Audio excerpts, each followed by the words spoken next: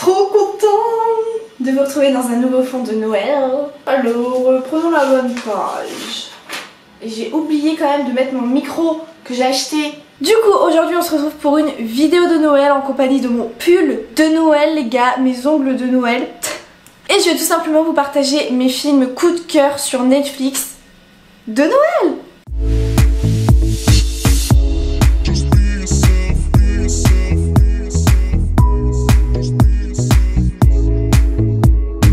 J'adore les films de Noël, genre je suis fan de films de Noël. Alors forcément il y a des classiques qui repassent à la télé, etc.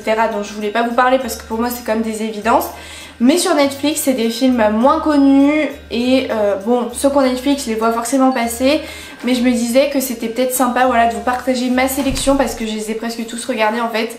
Après il faut juste se rappeler qu'un film de Noël en général c'est cucu, tu devines la fin dès les 5 premières minutes. Et ça t'apprend rien, mais ça passe le temps et c'est archi cocooning. Genre ça avec ton pull de Noël, un plaid, des grosses chaussettes comme j'ai là et un thé que j'ai là-bas, t'es au top. J'ai mon petit thé de vieille là.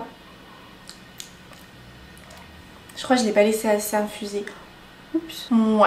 Ce que j'ai décidé de faire pour cette vidéo, c'est à chaque fois de vous lire le résumé que je trouve sur internet du film parce que je suis un petit peu nulle pour décrire les films, les séries, etc. Et qu'à chaque fois mes descriptions elles durent 30 ans et que je me retrouve avec 2 heures de rush au montage et qu'après je dois tout remettre dans l'ordre, c'est trop chiant. Faut savoir que je n'ai absolument pas classé ces films ni par ordre de préférence, ni par date de sortie, ni par quoi que ce soit. J'ai juste fait la liste comme ça me venait. Le premier film de Noël que je vous recommande, c'est Flocons d'amour. Donc c'est parti, je vais vous lire le résumé.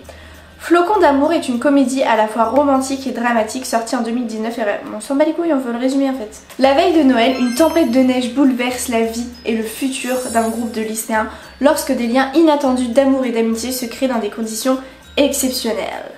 Donc en anglais le titre original c'est Let It Snow, mais bon moi j'ai Netflix français, je regarde tous les films en français et les séries en français.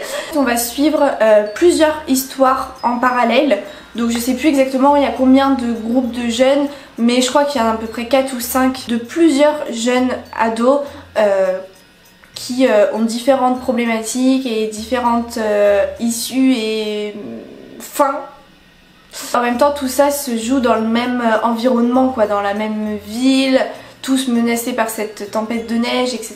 Donc je trouve ça assez cool. Ensuite le deuxième film c'est un safari pour Noël et ça c'est un film justement qui est vraiment original pour le coup. C'est pas forcément un film de Noël en fait parce que c'est un safari et le mot safari n'égale pas Noël en général. Voilà. Quand son mari la quitte, une élégante New-Yorkaise décide d'entreprendre seule un safari pour donner un nouveau sens à sa vie. Voilà. Donc c'est clairement ça en fait. De base il y a l'esprit de Noël qui est vachement là dans sa vie de New York, puis à partir du moment où elle se casse pour faire un safari en Afrique du Sud, c'est là que bah, ça n'a plus rien à voir avec Noël du tout et elle va découvrir un refuge d'éléphants. C'est vraiment une histoire qui est hyper prenante, qui est hyper touchante de voir, enfin surtout pas tant les histoires d'amour et tout qu'il peut y avoir, mais surtout la relation éléphant et humain. Une petite gorgée de thé parce que tout ça, ça a soif. Ensuite, troisième film, c'est Noël à Snow Falls. Donc afin d'hériter de son entreprise, une citadine frivole doit se rendre dans la petite ville natale de son père où elle découvre la valeur du travail et le sens des autres. Et c'est clairement ça, c'est vraiment un film qui a une belle morale, qui est vraiment touchant aussi, qui est aussi poignant parce que voilà c'est vraiment comme c'est écrit, une citadine frivole, voilà de base elle s'en fout un peu de tout, elle vit sa meilleure vie et tout et puis voilà dès qu'elle revient dans une voie, c'est vraiment genre une petite ville cocooning avec des gens qui se connaissent tous entre eux, etc. et elle va vraiment aider les personnes les plus démunies. On suit vraiment le chemin psychologique de cette jeune fille qui de base s'en foutait royalement et voulait juste l'argent en gros, et après petit à petit qui va vraiment se rendre compte que bah les autres c'est important, il faut leur venir en aide. Alors ensuite je voulais vous parler de 3 films en même temps parce que c'est une série de films. Donc c'est A Christmas Prince, vous en avez forcément entendu parler, vous les avez forcément vus, c'est genre mes films de Noël préférés, je les kiffe de ouf, je sais pas, ils sont trop bien, enfin peut-être pas préférés mais je les aime trop. Donc il y a A Christmas Prince, ensuite il y a le deuxième c'est A Christmas Prince, The Royal Wedding, et le troisième qui vient de sortir cette année c'est Christmas Prince The Royal Baby. Je vais vous parler un petit peu du premier film et puis ensuite si vous aimez le premier vous regarderez le deuxième et le troisième. C'est tout simplement une journaliste qui veut vraiment décrocher des vrais articles et se faire connaître dans le monde du journalisme. Sa boss la convoque dans son bureau et lui dit écoute, il y a un peu un scandale avec la famille royale. Elle l'envoie en mode taupe un peu pour aller voilà, avoir tous les scoops et faire un article là-dessus. Du coup elle a envoyé dans ce nouvel endroit et elle s'infiltre en fait dans ce grand château et petit à petit les choses vont pas se passer comme prévu et je vous laisse aller voir la suite. Ensuite, quatrième film, c'est The Holiday Calendar. Alors ça, il a beaucoup été critiqué, enfin moi en tout cas j'ai entendu pas que des bonnes critiques, donc du coup j'ai mis énormément de temps à le voir et du coup je l'ai regardé cette année et moi j'ai adoré. Donc en fait c'est l'histoire d'un calendrier de l'Avent magique, voilà, ni plus ni moins, c'est un calendrier de l'Avent magique qui appartenait à qui, à la mère ou la grand-mère, je ne sais plus. Et donc tous les jours de décembre il se passe quelque chose d'assez intriguant avec ce calendrier de l'Avent. Je le trouve vraiment bien et je le trouve pas spécialement cucul la praline.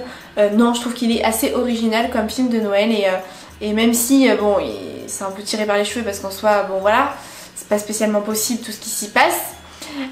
Il n'empêche que je l'ai trouvé vraiment très bien fait. Je vous ai même pas lu le résumé sur Netflix tellement j'étais inspirée pour vous le raconter. Ensuite, prochain film, c'est Les Chroniques de Noël. Alors ce film je l'ai adoré. Teddy et Kate Pierce prévoit de filmer le Père Noël le soir du réveillon, donc c'est des enfants. Ce plan se transforme en aventure de Noël incroyable que la plupart des enfants ne pourraient imaginer qu'en rêve. Après avoir attendu l'arrivée du Père Noël, il se faufile dans son traîneau et le casse dans un accident, mettant ainsi Noël en péril. Au cours de cette folle nuit, Kate et Teddy aident ce Père Noël atypique et ses lutins à sauver Noël avant qu'il ne soit trop tard. Et c'est pas des spoils là, tout ce qui est dit là, c'est vraiment le résumé d'Halluciné et franchement je vous jure c'est trop bien, c'est vraiment des enfants qui veulent piéger le Père Noël. Il se passe toute une nuit de folie en mode on va sauver Noël et tout, enfin c'est juste mais hyper drôle en fait. C'est hyper drôle parce que c'est juste mais what the fuck. C'est vraiment bon enfant, il n'y a pas d'histoire d'amour, c'est vraiment accroché du début jusqu'à la fin dans ce film, il n'y a pas de longueur. Mais même la stratégie pour piéger le Père Noël le soir du réveillon c'est trop drôle, enfin vraiment tout est drôle, tout est bien. Prochain film, La Princesse de Chicago, ça c'est un film qui est sorti l'année dernière si je me trompe pas et je l'ai beaucoup trop aimé parce que encore une fois il est original, c'est ça que j'aime bien dans les films Netflix, c'est que ça change alors que les films sur M6 là qu'il y a tous les après-midi c'est toujours la même chose, c'est toujours niais au possible alors que les films Netflix ils sont quand même relativement originaux, il y a des acteurs de ouf. Enfin je veux dire l'actrice de The 100, l'actrice de Les Nouvelles Aventures de Sabrina, là c'est Vanessa Hudgens, je sais pas comment on dit, ils sont bien réalisés en plus. Les images sont super belles, il y a vraiment du budget, genre c'est pas des films tout pétés, vraiment je sais pas, je vous jure les films de Netflix de Noël sont top. Donc là pour La Princesse de Chicago, je vais vous lire le résumé. Que se passe-t-il quand une pâtissière de Chicago rencontre une future princesse qui lui ressemble comme deux gouttes d'eau? Elles décident d'échanger leur rôle. Littéralement la même actrice qui joue en double et ça je trouve que c'est hyper fort quand même. C'est vraiment genre une pâtissière très modeste dans une petite ville, voilà, qui fait les choses tranquillement. Et puis après t'as la future princesse qui rêve d'avoir une vie un peu plus simple en fait avant de devenir princesse, genre c'est un truc important. Ce brief entre elles, alors moi je m'appelle comme ça, j'ai fait ci, j'ai fait ça, etc. et c'est trop marrant. Après elles échangent vraiment de vie, il y a personne qui capte rien, avec les maris et tout, mais c'est un délire. Enfin, franchement je trouve que c'est hyper bien fait comme film, la chute est trop bien, trop belle, c'est un film vraiment trop beau. Ensuite on a Mariage sous la neige.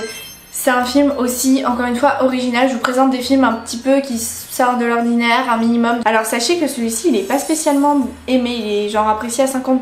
Une organisatrice de mariage voit son monde s'écrouler lorsqu'un séduisant détective privé vient perturber l'un de ses plus gros contrats. Elle va être partagée entre faire son argent et faire les choses bien et aller au bout du mariage, ou alors rester humaine et prévenir les gens concernés par la vérité. Ensuite, autre film de Noël, toujours avec Vanessa Hudgens.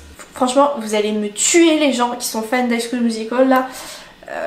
Sorry. C'est L'Alchimie de Noël qui est sorti il y a peu de temps sur Netflix, que j'ai regardé dans ma night routine. Personnellement, j'ai grave préféré La Princesse de Chicago à L'Alchimie de Noël. Mais c'est quand même un film bien fait, cool et attendrissant. Propulsé par la magie dans le monde actuel, un chevalier du Moyen-Âge tombe sous le charme d'une prof de sciences de lycée qui ne croit plus en l'amour. Donc c'est hyper intéressant de voir ces deux contrastes en fait, de un chevalier du Moyen-Âge qui comprend rien à sa vie parce qu'il est il est propulsé voilà dans le monde actuel. Et puis à côté il y a cette prof de sciences qui du coup croit les sciences en fait, vous voyez, donc ça elle se dit mais non. On continue avec Klaus, je sais pas trop comment ça se prononce, un espèce de dessin animé qui est accessible à tous. C'est-à-dire que si vous n'avez pas Netflix, normalement vous pouvez le regarder aussi. Oh, je l'ai adoré, je l'ai vraiment adoré, je me souviendrai toute ma vie. J'étais captivée par le truc, c'est un délire. Alors, Jesper, je sais pas si ça se prononce comme ça, c'est le nom du garçon du personnage principal, qui s'est distingué comme le pire élève de son école de facteur, écope d'une mission sur une île enneigée au nord du cercle arctique. Là-bas, les habitants ne s'entendent pas et ne se parlent presque jamais.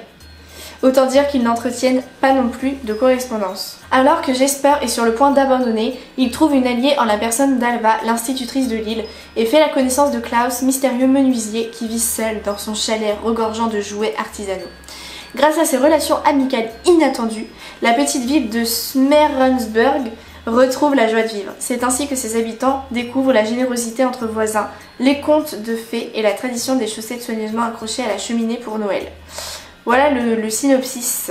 Moi j'aurais trop kiffé avoir l'imagination de créer cette histoire, je trouve ça fou. Donc moi ce que j'ai vraiment beaucoup aimé c'est de voir pareil le chemin psychologique du personnage principal. Ce film est que de métaphores en fait, c'est vraiment ça. Klaus va être l'allégorie du Père Noël. Ensuite, Holiday Rush. Ça, petit film assez récent sur Netflix qu'on a regardé un peu avec ma soeur. Trop bien, enfin, moi j'ai trop aimé, vraiment j'ai trop aimé parce que c'est encore une fois très atypique en fait comme situation. Quand un père célibataire perd son job de DJ à la radio, peu avant Noël, il doit repenser le sens du mot joie et le faire comprendre à ses 4 enfants trop gâtés. Ces enfants étaient pourri gâtés parce que voilà, ils avaient la vie de star et vu que du jour au lendemain il n'y a plus rien, il va falloir rééduquer un peu ces enfants et c'est hyper compliqué. Et franchement les sales gosses que ça a été, genre au début t'es là en mode mais c'est pas possible d'être comme ça, enfin pour qui tu te prends? J'avais envie de rentrer dans la télé, d'engueuler les gosses. Et avant-dernier film de ma big sélection film de Noël Netflix, ce film s'intitule Comme Cendrillon, un vœu pour Noël. N'en déplaise à sa mégère de belle-mère et à ses méchantes belles-sœurs, une jeune chanteuse au job ingrat a la chance d'être bénie par un miracle de Noël. Et donc pour vous expliquer un petit peu ce film, c'est vraiment le remake de Cendrillon pour Noël. Moi je trouve ça horrible, genre j'avais envie de pleurer, je me disais mais c'est horrible, tous les coups bas. En plus elle reste forte et tout, mais moi je serais là en pleurs, j'en pourrais plus. Plus le film avançait, plus je me disais mais c'est pas possible, c'est quand que elle a de la chance, c'est quand que vas-y il y a le retour de la médaille à la fin et même mieux que ce que je me l'imaginais. Je me suis dit bon ça va rentrer dans l'ordre et tout, mais c'est au-delà de ça, c'est que vraiment genre il y a tout qui lui arrive mais je m'y attendais pas. Et le dernier film de cette sélection c'est un dessin animé trop chou. Et encore une fois voilà, j'ai beaucoup aimé l'histoire, je l'ai regardé hier. Après j'ai vraiment entre Klaus et lui, j'ai préféré Klaus quand même. Si vous savez pas quoi regarder, si vous voulez un truc mignon avec vos frères et sœurs ou quoi, enfin trop bien. Donc c'est le film Arctic Justice Thunder Squad. Lorsqu'il découvre le projet d'un morse diabolique de faire fondre le pôle Nord, un renard ambitieux rassemble une équipe d'improbables héros pour sauver la planète. Donc voilà c'est ça, vous suivez vraiment l'histoire d'un petit renard mais il est trop chou. En même temps c'est bête mais il rejoint un peu Klaus parce que c'est l'histoire de postiers tous les deux. Dites-moi ceux que vous avez regardés, si vous êtes d'accord avec moi sur le fait que ce soit des films trop cool, et dites-moi si jamais vous en avez aussi à me conseiller qui se trouvent sur Netflix. J'espère vraiment que cette vidéo vous aura plu, si c'est le cas, pouce bleu les amis. En tout cas je vous ferai plein d'autres vidéos Netflix prochainement et moi je vous fais plein de gros bisous et je vous dis à très vite pour une prochaine vidéo. Bye.